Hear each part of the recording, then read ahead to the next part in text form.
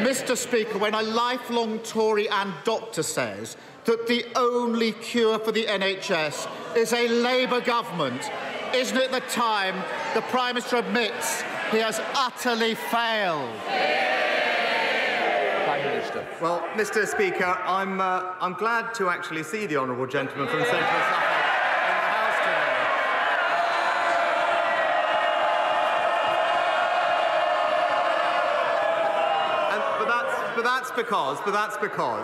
That's because he recently pointed out that residents of his local Labour council are, and I quote in his words, charged much more in council tax, but in return receive lower quality services. Now, he's been wrong about some things recently, but on that point, he's absolutely right. And this week, people everywhere should vote Conservative.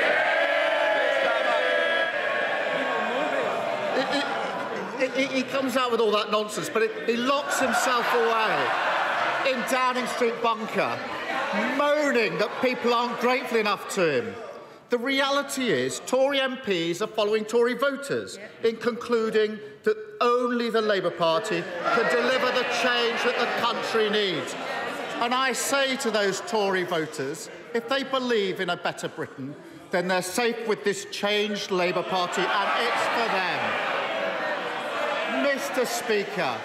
Mr. Speaker, in the 2 weeks since we last met at this dispatch box, has the Prime Minister managed to find the money for his completely unfunded £46 billion promise to scrap national insurance?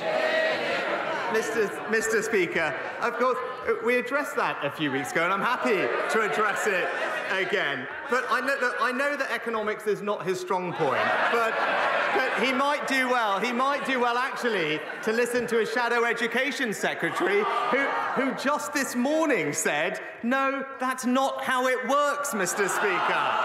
Indeed, the IFS have also said the link between national insurance and public services funding is illusory, just like Labour's economic plans, Mr. Speaker. But it's crystal clear. There's one party that's going to deliver tax cuts for working Britain, and it's the Conservative Party. That was a long ramble. Order. Whoever's banging the furniture will have to pay for your damages. Can we have less of it? We are not at the sixth form now. Come on, Prime. Well, that was a long, rambling non-answer to the question, which was, has he found the money to fund his £46 billion promise to abolish national insurance? And whenever he's asked about the date of the election or people's pensions, he acts as if answering straightforward questions is somehow beneath him. But pensioners and those who are planning their retirement deserve better than his contempt for their questions. Because if £46 billion were cut from its funding, the value of the state pension would almost halve. So I don't apologise for asking him again. Order. Mr. Gullis, you've got the next question you're not going to reach. You've got a 10-minute rule bill. I'd be quiet for a while if I were you. Prime Minister. Sorry, Leader of the Opposition. So I don't apologise for asking on their behalf again whether he will finally rule out cutting their state pension to fulfil the enormous black hole in his spending plans.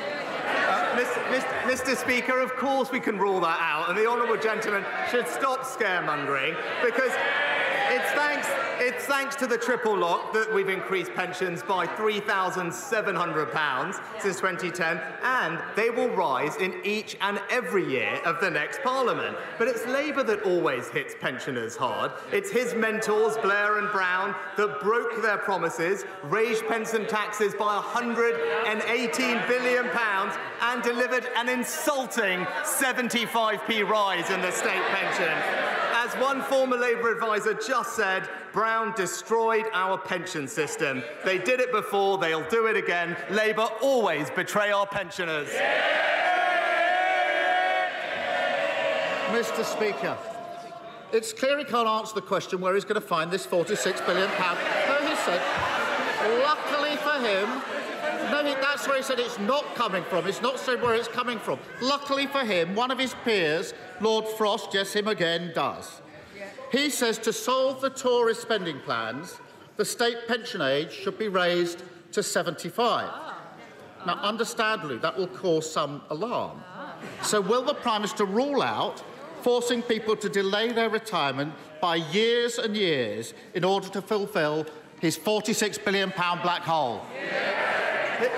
Mr. Speaker, I've answered this multiple times to the Honourable General. I'm happy to say again, this is the party that has delivered and protected the triple lock. But I know, Mr. Speaker, ultimately he's not worried about any of this because we all remember that he's got his very own personal pension plan. I think we all remember it, Mr. Speaker. Indeed, it comes with its very own special law. It was called the Pension Increase Scheme for Keir Starmer QC. It's literally one law for him and another one for everyone else. He wants to abolish national insurance. It'll cost £46 billion, and he won't tell us where the money is coming from.